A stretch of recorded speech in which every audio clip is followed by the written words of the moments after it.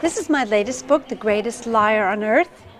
It's a true story, and I've been traveling through India, sharing this book about the book's creation, how I make the pictures. And this story started when the author Mark Greenwood, who also happens to be my husband, saw a snippet in the book about this man, Louis de Rougemont, who said some amazing things happened to him. He was shipwrecked in Australia for over 30 years, and he lived to tell the story of his adventures.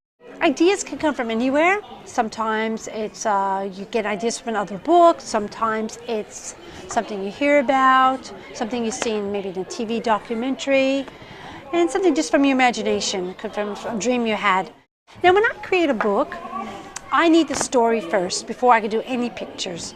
Even though the story comes first, I need the final manuscript or the text or the words, because if one word changes, the whole picture might change. Whether it says in the text that it's at nighttime, obviously I can't paint a sunny sky with sun.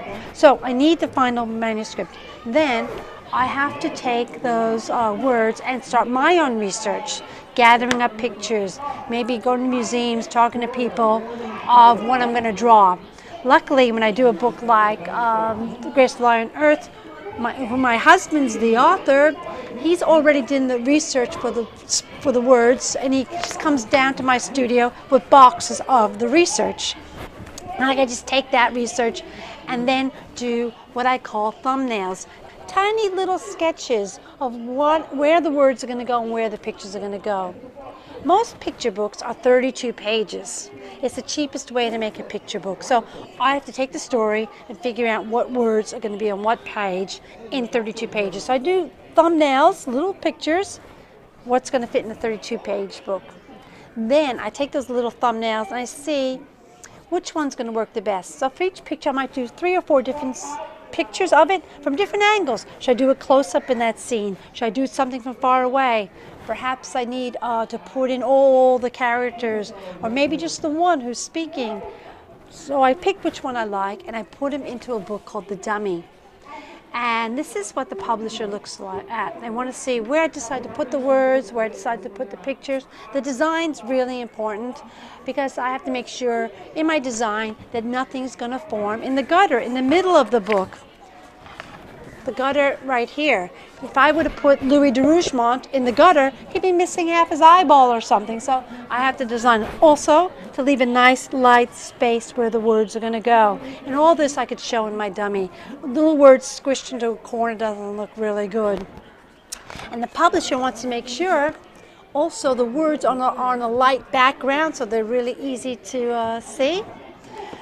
So I'll create this dummy book. It's just sketches, and the publisher will look at this and say, all right, you're ready to start your paintings. When I create my picture books, I use gouache paints. I like a very heavy watercolor. And what I'll do is I'll paint my whole background first. So for a picture like this, I would have taken a pencil first of all and did where the water was going to be and where my jungle background was. And I took a big flat black brush and I painted this solid black. Then I took a light green paint and I painted where the water was going to go.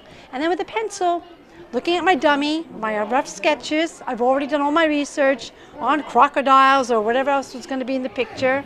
I did a light pencil drawing of the crocodile and Louis de Rougemont, my main character, and Bruno the dog.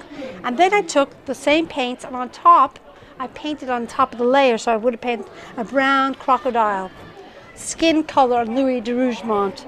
Then I would have painted clothes on top of him, and I would have put the trees in.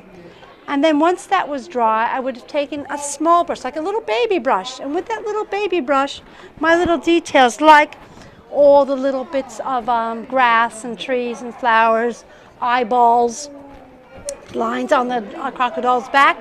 Each painting will take me 2 or 3 days, all day long to do. And the whole book, just to do the artwork, probably about 3 or 4 months. I've been creating children's picture books for over 30 years. I lived on a little island in the Caribbean called Montserrat, and never thought I was a very good artist, but I always loved to paint and draw. So I was doing paintings on this little island, and I thought one day it'd be great to make a picture book. And I put together some words with my pictures and got my very first book published, which was My Little Island. I've gone on to do about 35 books. My style of artwork is called naive art or primitive art.